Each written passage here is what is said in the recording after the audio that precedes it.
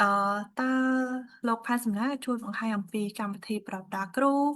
ឬសិក្ខាសាលាបង្រឹងសមត្ថភាពនិងការផ្សព្វផ្សាយសម្ភារៈបង្រៀននិងធនធានអប់រំបរិញ្ញាបត្រផ្សេងៗដែលសង្គមស៊ីវិលបានអនុវត្តក្នុងការដោះស្រាយបញ្ហាប្រឈមនៃកង្វះខាតគ្រូបង្រៀនក្នុងអប់រំបរិញ្ញាបត្របានទេយ៉ាពាក់ព័ន្ធជាមួយនឹង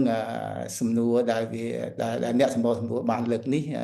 ខ្ញុំសូមជម្រាបថាអង្គការ DDSP យើងខ្ញុំនឹងគឺបានធ្វើការយ៉ាងជិតស្និទ្ធជាមួយនឹងមន្ទីរពាក់ព័ន្ធជាពិសេសមន្ទីរអប់រំយុវជននិងកីឡាក៏ដូចជាអាជ្ញាធរមូលដ្ឋាននិង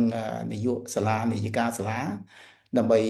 ជំរុញការរៀនសូត្រប្រកបដោយបរិយាបន្នសម្រាប់កុមារដែលមានពិការភាពនៅក្នុងសាលារដ្ឋបាទហើយ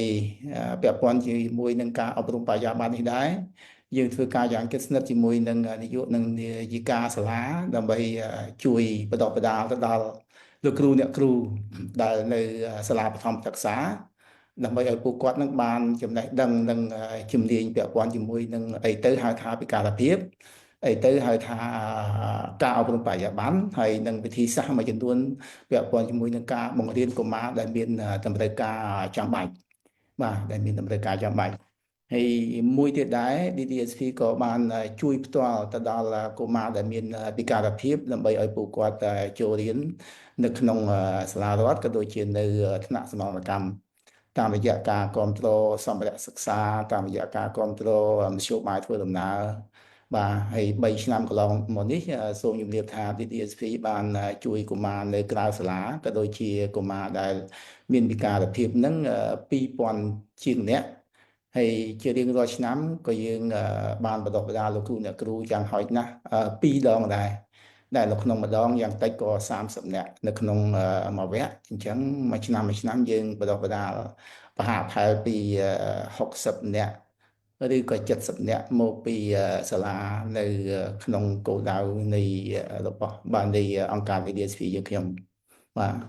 ហើយមួយវិញទៀតដែរដើម្បីជំរុញការចូលរៀនរបស់កុមារដែលមានវិការភាពយើងក៏ធ្វើការផ្សព្វផ្សាយទៅដល់សហគមន៍ក៏ដូចជាអាណាព្យាបាលរបស់កុមារដែលមានវិការភាពឲ្យគាត់យល់ដឹងពីសារៈសំខាន់នៃការអប់រំបរិយាបន្នក៏ដូចជាសារៈសំខាន់នៃការអប់រំសម្រាប់កុមារដែលមានវិការភាពរបស់ក្រុមគ្រួសារទាំងនោះឲ្យបានចូលរៀនដោយកុមារដែលមានពិការភាពបាទហើយផងដែរយើងក៏បានធ្វើការជាមួយនឹងមន្ទីរអប់រំក៏ដូចជានាយកសាលានាយិកាសាលាក្នុងការសាងសង់ហេដ្ឋារចនាសម្ព័ន្ធដូចជាយើងធ្វើជំរាលនៅតាមសាលាយើងធ្វើជំរាលនៅក្នុងបន្ទប់សាលារៀនក៏ដូចជាយើងសាងសង់ជា playground ឬក៏បន្ទប់ទឹកបន្ទប់អនាម័យដើម្បីលើកកម្ពស់ការចូលរួមឲ្យកាន់តែច្រើនតាមដែលអាចធ្វើទៅបានសម្រាប់កុមារដែលមានពិការភាពបាទខ្ញុំសូមចែករំលែកចំណេះសិនអរគុណច្រើន